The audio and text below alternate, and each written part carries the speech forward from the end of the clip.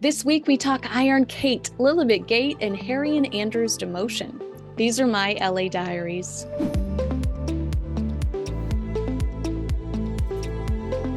I know what you're thinking, LA Diaries. So why are you leading with the Princess of Wales? Well, as the Princess of the West Coast, I can make those kind of leadership decisions. Plus, back in December, the Daily Mail revealed that Princess Kate is America's favorite royal. You can't argue with the math. So we want to wish her and the king a happy and healthy recovery. It's our first priority. As you know by now, King Charles III and the Princess of Wales are both dealing with non-emergency medical issues that will force them to delay previously planned public engagements in Catherine's case until after Easter. Kensington Palace announced that the Princess of Wales will remain at the London clinic for the next several weeks after undergoing a planned abdominal surgery. Prince William is also taking time off to support the princess and their three beautiful babies. Catherine's in pretty competent hands here, guys. Prince Philip, Princess Margaret, and President John F. Kennedy have all been patients at this hospital. In fact, Prince Philip celebrated his 92nd birthday there in 2013. According to the Times, patients at the facility can enjoy a concierge service to help arrange travel and book theater shows and restaurants for those well enough to attend. They can also dine on personalized food menus made by their award-winning chefs. Sounds like a posh stay for our favorite princess. Engagements likely postponed include a trip to Rome in the spring, a scheduled foreign military engagement, the BAFTAs in February, which crushes me because Catherine has never met a carpet that she doesn't slay, and handing out shamrocks to the Irish Guards on St. Patrick's Day. Now, the king will undergo a corrective procedure for an enlarged prostate, though the palace said the king's condition is thankfully benign. The AP originally reported that the publicity around the king's surgery was seen as an opportunity to encourage other men to have their prostates checked in line with public health advice. Now, the Times adding that NHS England officials reported a significant rise in online searches for enlarged prostate, and the Health Services Dedication website receiving more than 10 times its usual traffic, 16,410 visits versus Tuesday's 1,414 visits. Publicity-wise, I'd say that's mission accomplished. With a clear A-team on the bench, many royal watchers have feared that Prince Harry or Andrew could have any type of influence over the crown. I know, hard eye roll. But it's worth noting that the Times covered this in Friday's paper and stressed that conspiracy is a non-starter. According to Kate Manzi, Buckingham Palace has quietly made provision to prevent both the Duke of York and the Duke of Sussex from acting as substitutes for the king. While both wayward spares remain counselors of state, those are the members of the royal family who can officially carry out duties if the king is sick or abroad. The new regime, according to Manzi, discreetly took action to sideline Harry and Andrew from being included. In the Counselors of State Act 2022, King Charles added Princess Anne and Prince Edward to the list of family members who can act for him. He also made it in perpetuity, aka until they die. This same act that passed through the Commons and House of Lords basically bans Harry and Andrew from participating as they are not working members of the royal family. Sneaky, sneaky.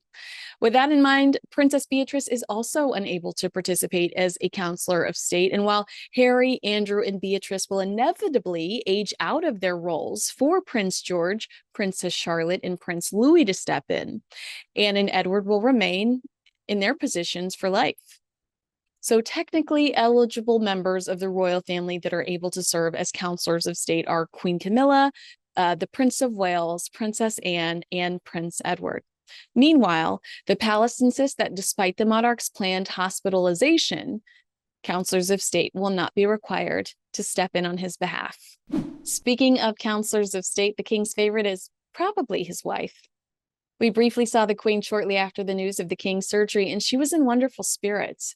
Queen Camilla revealed that her husband is doing fine, but looking forward to getting back to work. Well, I mean, he did wait 73 years for the job, so I get that.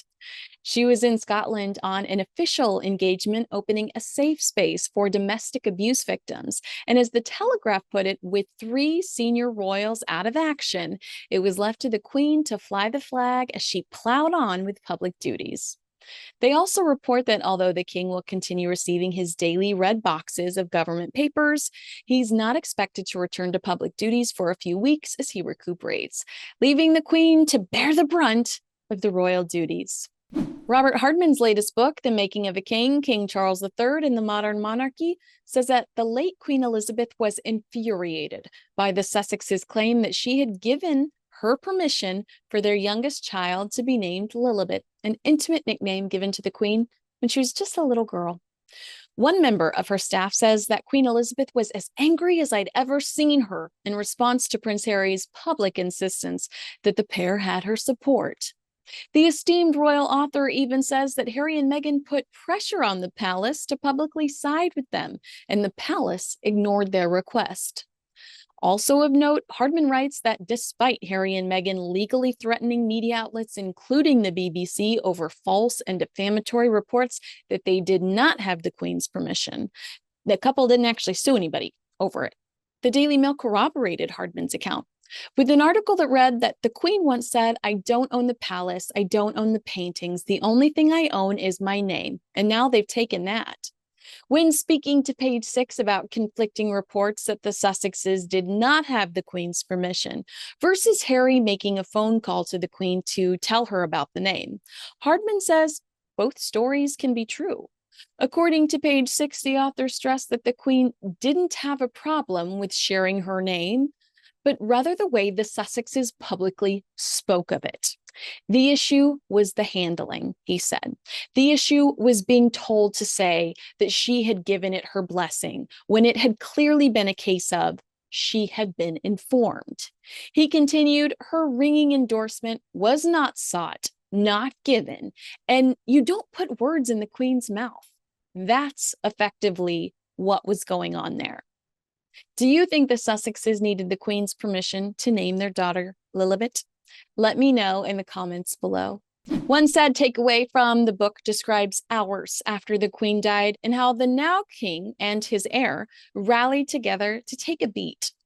Hardman writes, the king needed to have vital, discreet discussions with his elder son. In years gone by, such a moment would automatically have included his younger son too, but not anymore. This was clearly not an occasion for an opening up of hearts and minds with Prince Harry, particularly if he was still taking notes for his forthcoming book. Charles III needed a clear head and no distractions. Wow. And you know that Harry knew that 10 years ago he would have been right in the thick of it. That had to have hurt his feelings. Actions have consequences. All right, thanks so much for watching. If you enjoyed this video, make sure you like, comment, and subscribe to TalkTV on YouTube. I'm Kinsey Schofield.